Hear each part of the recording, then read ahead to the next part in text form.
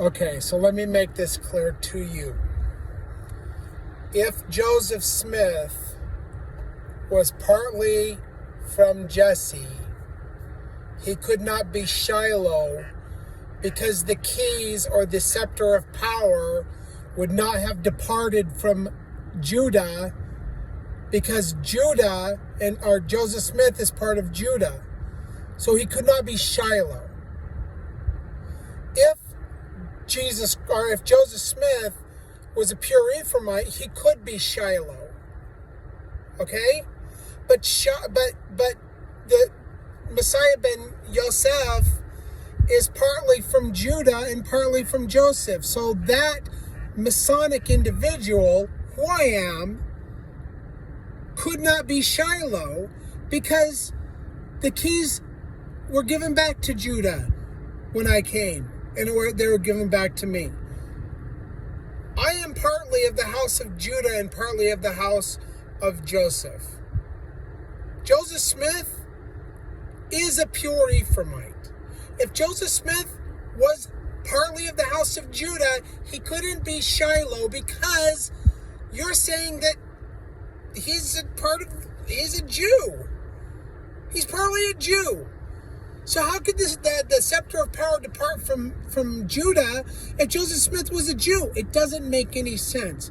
Furthermore, in the Dead Sea Scrolls, Qumran Cave 4, the prophet of Qumran sees the last prophet who has red hair.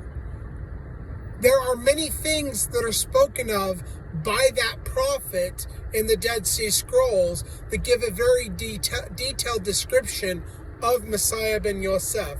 Furthermore, Yitzhak Kadori talked about these things. He said that he saw the Messiah and that it was Yehoshua, which is Aramaic for Yeshua, which is the Jewish version of Jesus. But he also said Messiah ben Yosef is now upon the earth, and that he did not know who he was at that time. This is 2006 when he said it. But he would come shortly after the death of Ariel Sharon. And all the Christians were freaking out about how Jesus was going to come back as soon as Ariel Sharon died. But that's not who he was talking about. He was talking about Mashiach ben Yosef, or Messiah ben Joseph. I started my worldwide podcast in January of 2014, shortly after the death of Ariel Sharon. And Yitzhak Kadori saw many things about the Messiah that would come too. And I fit all of it. And I'm sorry that you don't know that, but see, you assume a lot of stuff about how this and that fits together, but you don't do it by revelation. Or at least by correct revelation. I don't know what spirits are telling you what you're learning.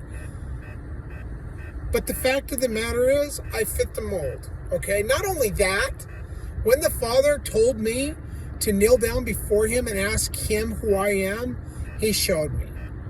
And I saw the Father in the flesh. And embraced him. And he gave me the fullness of the priesthood. And all of the keys that I hold and need to hold. So you can argue with me all you want, but when we come to the judgment bar, you're going to look up and see me sitting there judging you. And actually, I hope that the Father judges you, because I don't really want to, okay? But it is what it is, and you're in complete error. And why did you even, contact me? In 2016, we went through all of this. Did you think that you were going to place yourself above me in authority? The Father actually told me to place no man between him and myself. Between myself and him. Because I was getting really tired of doing it all alone all the time. Then I wanted to join with another fundamentalist group. And he reprimanded me or rebuked me or whatever, because I was going to place somebody as a file leader in between me and him. And there cannot be a file leader, and not even Jesus is my file leader. I am the second witness of the Father. the second apostle of the Father. I am Mashiach ben Yosef. And you'll figure that out someday. But I know exactly who I am. So